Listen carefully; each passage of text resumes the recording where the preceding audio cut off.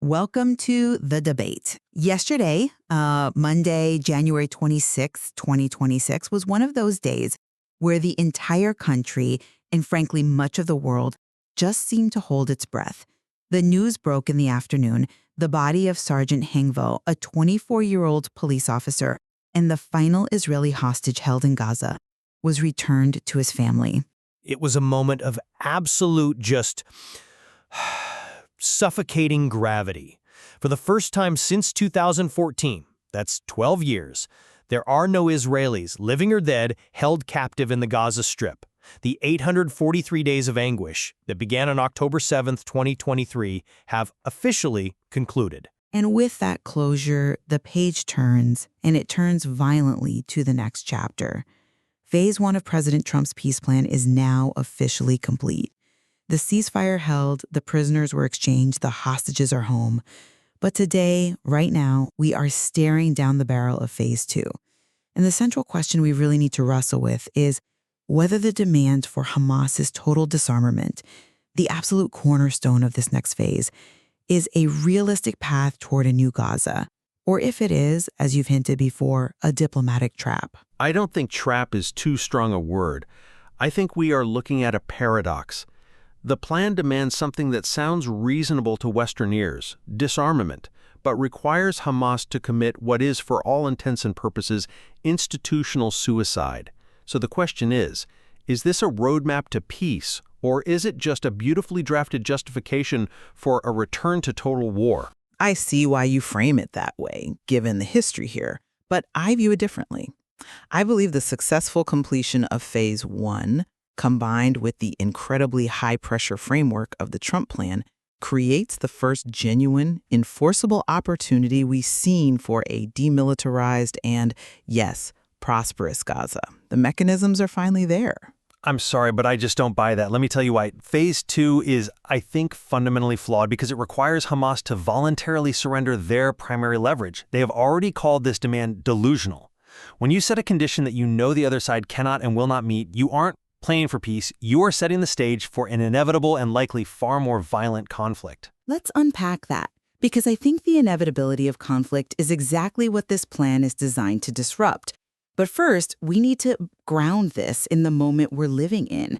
The return of Sergeant Hengvo is not just some logistical footnote. It is a historic pivot point. This young man was a hero, a police officer who fought on that terrible day in October 2023. His return fulfills a promise Prime Minister Netanyahu made way back at the start of the war. It does. And we should acknowledge the immense relief for the families. 251 hostages were taken. All 251 are now accounted for. President Herzog called it a sacred obligation, and seeing the nation united in grief but also relief is powerful. But we have to be precise with our language here. This is a bitter closure. Hengvo did not come home alive. The closure allows the wound to scab over, maybe, but it doesn't heal the underlying infection that caused the war in the first place. That's true, and the grief is palpable. But politically, it clears the path. The success of Phase 1 of Donald Trump's 20-point peace plan, which, and this is key, was approved by the UN Security Council, it proves that diplomacy backed by pressure can yield results. Remember, skeptics said a ceasefire was impossible. It happened. They said the hostages wouldn't be released without a full IDF withdrawal first. They were released. Now, the framework for Phase 2 involves a technocratic administration, international security forces. We are looking at a proposal for a peace council led by figures like Jared Kushner and Steve Witkoff. This isn't just a ceasefire. It's a blueprint for a tangible alternative to war tourism, free trade, and economic boom. That is a compelling argument on paper. I'll grant you that. And I know the Kushner-Witkoff team has put a lot of work into the visuals of this new Gaza. But have you considered the contradiction at the heart of Phase 2? It promises reconstruction, yes. It promises prosperity. But it promises these things only if Hamas disarms completely. The reconstruction cannot begin until security is guaranteed. And Hamas leadership has already rejected this. They have explicitly stated that while they might accept a freeze on weaponry, they view disarmament as surrender. But that's the negotiation posture. Of course they say that now. I mean, the plan essentially asks a terror group to sign its own death warrant. History suggests they will never do that voluntarily. So if the condition for stopping the bombing and withdrawing the Israeli military is total disarmament, and the other side says no, then the plan isn't a bridge to peace. It's a justification for the resumption of hostilities. Well, that brings us right to the core of the debate. Let's look at the feasibility of this disarmament versus the concept of surrender. You're arguing that Hamas views this as a death warrant. I'm not convinced by that because the plan offers them a way out that isn't death. It's a loss of political power, certainly, but it's an exit ramp for survival. The plan calls for the establishment of a technocratic government backed by international forces. Can we just pause on technocratic government? Because that phrase gets thrown around a lot. Sure. In this context, it means an administration run by civil servants. Engineers, doctors, utility managers, people who know how to keep the lights on and the water running, rather than ideologues committed to a holy war. The proposal is that Hamas steps back, allows this neutral body to handle the reconstruction funds and governance, and in exchange, the leadership isn't hunted down. A technocratic government in a region ruled by the gun? It sounds like a fantasy. But that's the point. The exhaustion of the conflict is a factor we cannot ignore. We're talking about a region that has been absolutely decimated.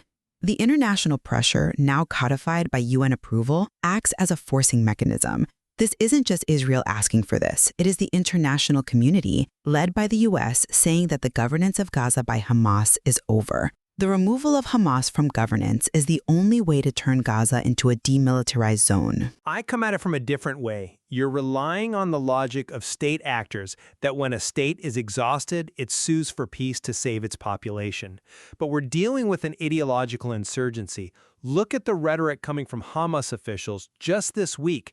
They didn't just say no. They called the demand delusional. They stated clearly they will not abandon the governance of Gaza. There's a massive gap here. The plan demands complete disarmament. Hamas is offering, at best, a temporary freeze or the storage of weapons. That distinction is vital, though. Let's clarify that for the listeners. Storage or a freeze means they put the rockets in a warehouse, lock the door, and they keep the key. It implies they intend to use them again when the political winds change. Disarmament means they hand over the rockets and the keys to the international security force. It means the capacity for war is removed. Exactly, and that is why the negotiation is likely dead on arrival. If Hamas views disarmament as surrender, and Israel, backed by the Trump plan, views anything less than disarmament as a total non-starter, where is the room for movement? There is none. The gap between storage and disarmament is the gap between a pause in the war and the end of the war. And I just don't see Hamas crossing that bridge. To them, giving up the gun is giving up their identity. I think the room for movement comes from the population of Gaza itself and the economic leverage, which is the second pillar of this plan. We have to talk about the carrot here.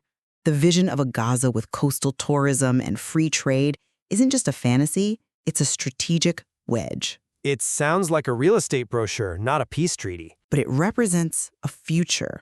The plan offers a prosperous future that is entirely dependent on compliance. When the people of Gaza see that the only thing standing between them and a massive influx of investment, jobs, and stability is Hamas's refusal to give up its rockets, that creates internal pressure. The promise of prosperity is a powerful tool. You have Jared Kushner talking about high-speed rail links and port authorities. This is tangible stuff. That's an interesting point, though I would frame it differently. I see a chicken and egg problem that makes the economic argument, well, moot. You can't build a Ritz-Carlton in a war zone. Reconstruction cannot begin until security is guaranteed. Security cannot be guaranteed until Hamas disarms. Hamas refuses to disarm. Therefore, the suffering of the population continues. The promise of tourism is irrelevant if the region remains a conflict zone due to noncompliance. You can't incentivize a group like Hamas with free trade.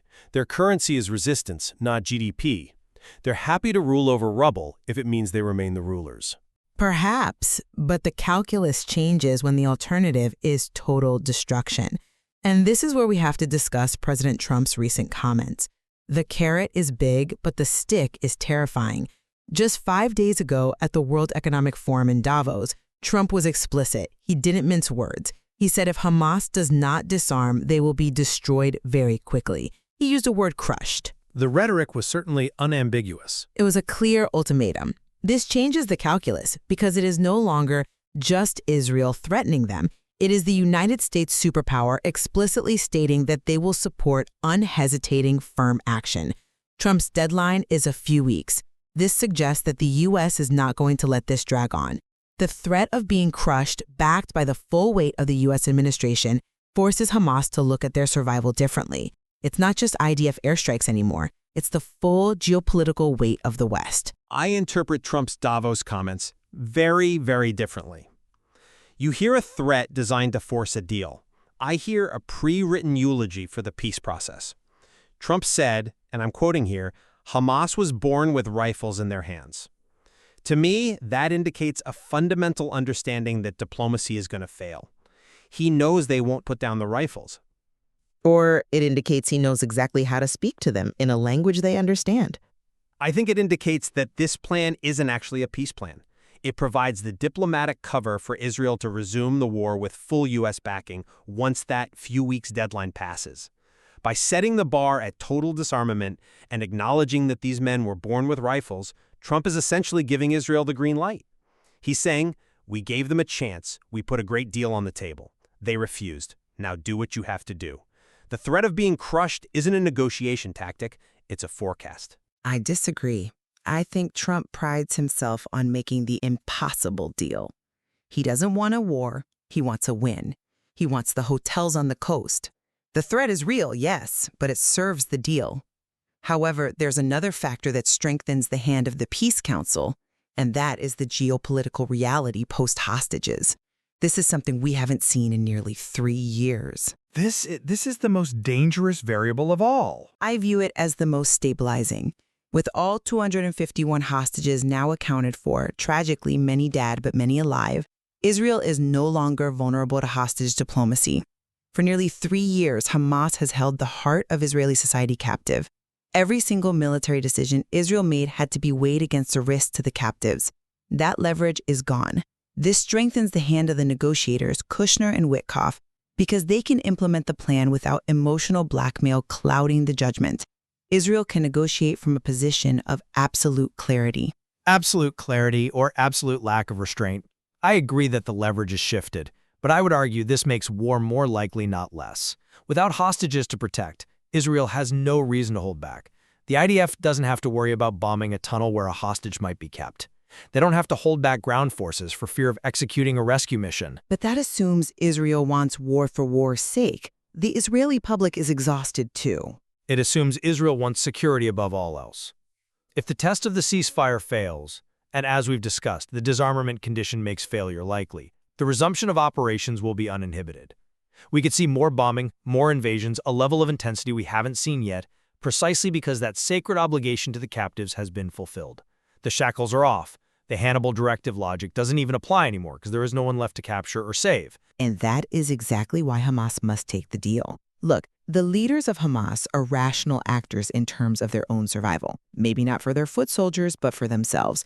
They look at a map. They see no hostages to use as shields. They see a U.S. president saying surrender or be crushed. They see an Israeli prime minister who has cleared his political debt regarding the captives. The walls are closing in. That is why I believe Phase 2 has a realistic chance, not because Hamas has had some change of heart, but because they have run out of options. You attribute a rationality to them that mirrors your own. But let's just look at the timeline. Trump said a few weeks. That is a ticking clock. If we reach mid-February and the weapons haven't been turned over, which they won't be, what happens? The U.S. has already pledged support for firm action. The plan transitions instantly from a reconstruction blueprint to a war plan. It transitions to enforcement. If Hamas refuses to disarm, then the international community has legitimized the removal of that threat.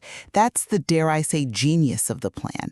It builds a coalition. If war happens, it happens with the blessing of the Security Council framework, because the peaceful option was rejected. But I still maintain that the offer on the table is too good for the Palestinian people to let Hamas destroy it. The pressure from the street, combined with the pressure from the U.S., creates a unique dynamic. The pressure from the street means very little under an authoritarian regime, and I worry that by focusing on the economic boom, we're ignoring the anthropological reality of the conflict. The demand for disarmament strikes at the core identity of Hamas. To ask them to stop governing and stop fighting is to ask them to cease existing. They would rather die fighting than fade away into a technocratic administration. Then let them be marginalized by a world that wants to move on. The return of S.J. Hongville marks the end of the era of October 7th. We are in a new era now. The Trump plan acknowledges that you cannot have reconstruction alongside a terror state. It forces the choice, and honestly, isn't forcing that choice better than the status quo of endless low-level conflict? It forces a choice, yes. But I fear the choice has already been made. And when the choice is fight or surrender, and the party involved is a fundamentalist insurgency, the result is almost always a fight to the death. We're approaching the end of our time, so let's summarize where we stand. I believe that while ambitious, Phase 2 is a necessary test. It is really the only way forward. The combination of Phase 1's success, the ironclad U.S. security guarantee, and the massive economic upside provides the best realistic framework for a permanent solution we have ever seen. The bitter closure of the hostage crisis allows Israel to finally look forward to reconstruction, rather than looking back in grief. And I conclude that the plan, while maybe well-intentioned by some, places the future of Gaza entirely in the hands of terrorists. By setting a condition total disarmament that Hamas has already rejected as out of the question, the plan is likely a prelude to a massive military escalation. We are not witnessing the dawn of peace, we are witnessing the calm before a much more devastating storm. The leverage has shifted, yes, but it has shifted toward a conflict with zero restraint. We can agree at least that the next few weeks are critical. The timeline set by President Trump, those few weeks to see if they comply, creates a sense of urgency we haven't felt in months. Indeed, we're all watching the clock. The question is whether we're counting down to a groundbreaking ceremony or a ground invasion. A sobering thought to end on. We leave it to you, our listeners, to consider whether we are witnessing the birth of a new Middle East or simply the pause before a final confrontation. Thank you for listening. This has been The Debate.